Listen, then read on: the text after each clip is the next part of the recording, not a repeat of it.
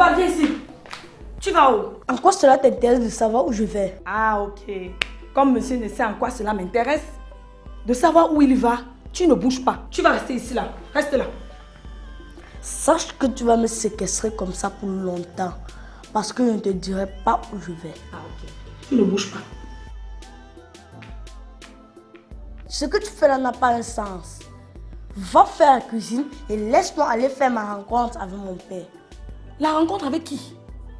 Quel père? N'importe lequel. Puisque tu tiens à me donner plusieurs. Viens ici là. Viens ici, je te dis. Viens pour Jésus. C'est parfait. Viens.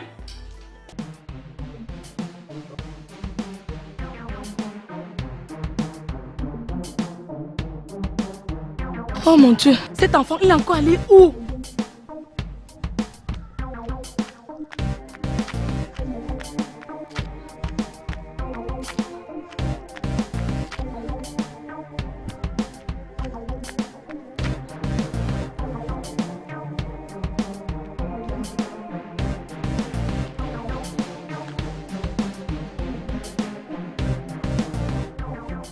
Qu'est-ce qui fait encore ce triste personnage sur mon chemin? Sois un peu respectueuse avec moi, Dikoso. Sinon, tu vas m'obliger à t'appliquer une belle gifle pour corriger ta bêtise. Me gifler? Ouais. Ngale, tu veux me gifler? Tu délies ou quoi? Ok, gifle-moi. Vas-y, gifle-moi. Voici ma chou. Gifle. Gifle, Ngale.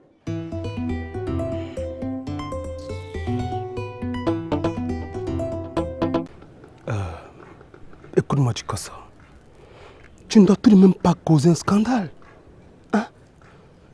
Imagine-toi un instant que N'Djamena soit au courant de la vérité. Ben, il nous tuerait tous les deux. Ah, si je veux mourir, Ngale, je n'ai qu'à mourir. À quoi me sert d'abord de vivre? Tu ne peux pas dire ça, Dikoso. Écoute, tes propos sont les propos de quelqu'un qui a décidé de se suicider. Et c'est inacceptable.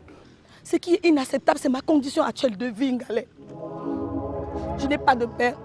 Je n'ai non plus de mère. Et le seul enfant qui fondait encore mon espoir dans cette vie m'a quitté. Comment veux-tu que je vive? Dans une condition pareille, la mort est plus confortable que la vie, Ngale.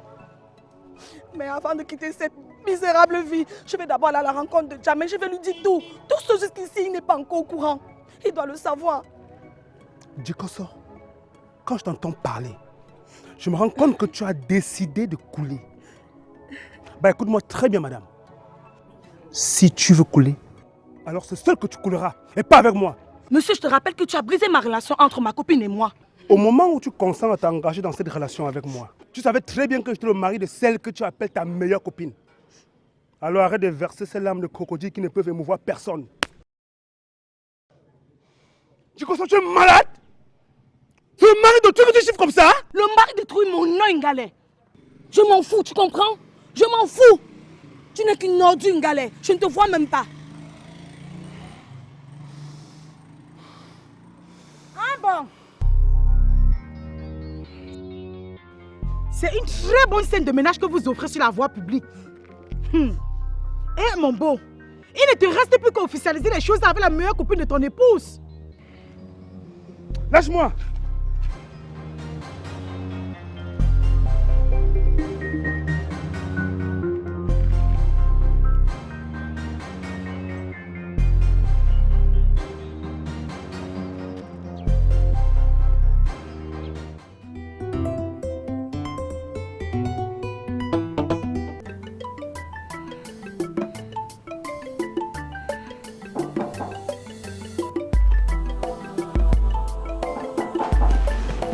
Oui, mon bébé.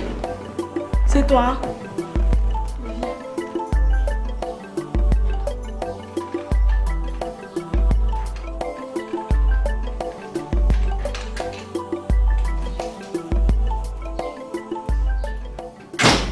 Ouais, mon fils. Pourquoi veux-tu que sache où se trouve un enfant que je n'ai pas vu depuis longtemps? Donc c'est pour me poser des questions aussi stupides au sujet de mon fils que tu passes tout ta nuit à me décharger au téléphone avec des appels à répétition. Boub n'est pas ton enfant. Tu as compris? Il n'a jamais été ton enfant. Il ne sera jamais ton enfant. Est-ce que tu as compris?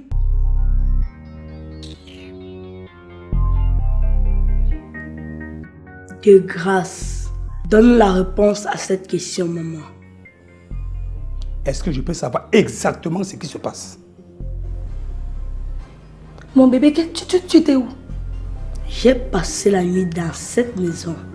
Si tu étais passé dans ma chambre à minuit, tu m'aurais vu.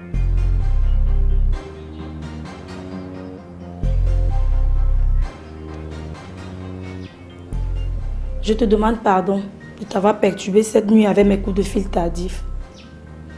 S'il te plaît, tu présenteras aussi mes excuses à ton épouse. Je te reverrai quand j'aurai terminé avec le boulot champion.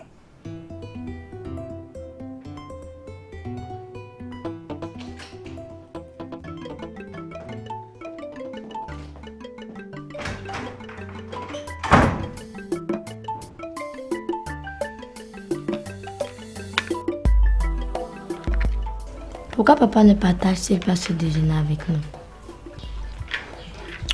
Tais-toi ma fille. Quand on mange, on ne parle pas. Maman, quel problème as-tu avec papa? Le problème qu'il pourrait y avoir entre votre père et moi ne vous concerne pas. Si, ça nous concerne, maman. Puisque nous en sommes affectés. Et si papa n'est pas là, moi je ne mange pas.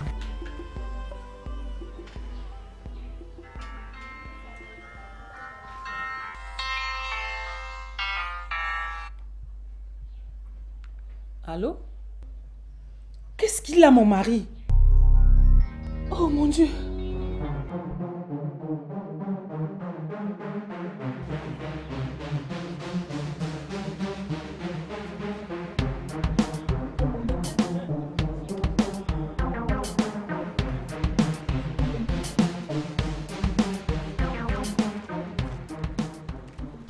Il est mort. Ngale. Ngale. Qu'est-ce que tu voulais lui dire, mon fils? Que je ne suis pas son fils, évidemment. Tu aurais signé mon arrêt de mort. Tu sais très bien que Jamen est un homme violent. Sachant qu'il est violent à ce point, il fallait lui dire la vérité. Tu me juges là, mon fils. C'est moi qui suis dans une situation désagréable, maman. Tu dois effacer toute cette histoire de ta mémoire, mon fils. Fais comme si tu n'es au courant de rien. C'est facile, maman. Non, je sais que c'est compliqué. Mais nous n'avons pas le choix, mon fils. Nous devons résoudre ce problème avec moins de dégâts possible. Je l'espère pour toi, maman.